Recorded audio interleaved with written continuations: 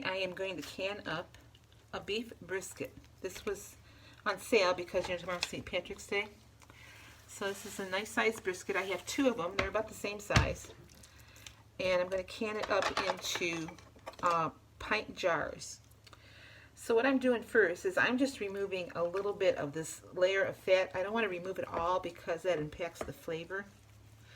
So I'm going to remove a little bit of it, and then I'm going to cut it up into chunks and then distribute it into pint jars.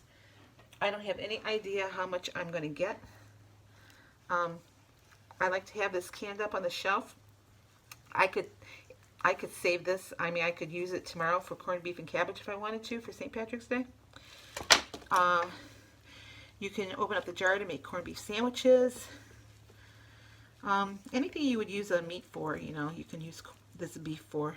It's not, I mean, it says it's corned beef. It came with the spice packet. I'm going to leave that out. And I could sprinkle that in the jars if I wanted to, but I don't want to.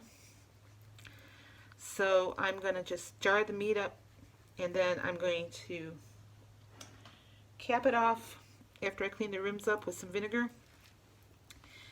These have to process at my elevation at 11 pounds for 75 minutes in the pint jars. If it was quart jars, it'd be 95 minutes. But 75 minutes at 11 pounds pressure. So, and if you've watched my canning videos before, you know that I'm going to turn the heat on, and after I get the jars in there, I'm going to let the steam vent for 10 minutes, a nice steady stream flowing out for 10 minutes. And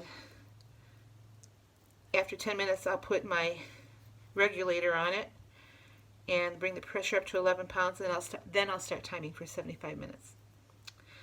So let me bring you back when I have my jars filled. I'm hoping both these rows I can get all into one canner.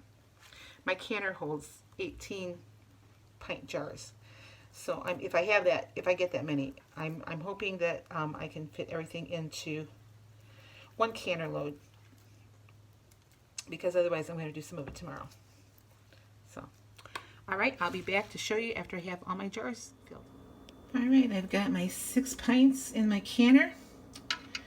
My heat is turned on high. I'm going to put the lid on, but I'm not going to put my little regulator on yet. We're going to bring it up to let it steam for 10 minutes, and then I'll put this on. But right now I'm going to put my lid on, and I'll be back later. Okay, my 75 minutes is up, and I have turned my heat off, and now I need to wait for this gauge to get all the way down to 0. And then I will take the petcock off, and I'll let it set for about 5 minutes before I remove the lid. And then I'll take the lid off and let it set another 5 minutes so that the jars can adjust to the atmosphere again before I take them out. And then I'll show you what canned brisket looks like. Just pulled these out of the canner. There they are.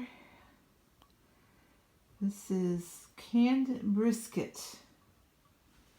You can see they're still bubbling. And look at all that broth. I didn't put any water in with these at all. And look at all that broth that this beef made. So it's going to sit canned in its own broth. Any fat that's in there will be rising to the top, and there'll be a layer of fat on top of this beef that I can take off. But this looks absolutely gorgeous.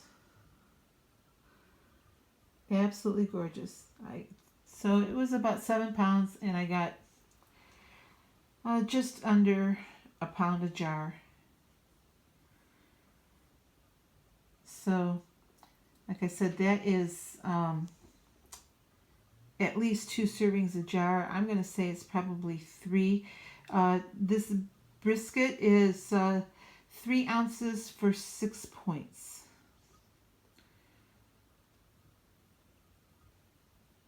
So that's all there is to it. I mean, it was so simple to do. 75 minutes processing time at 11 pounds. Very easy. Anybody can do this. So there you all have it. My beef brisket in a jar.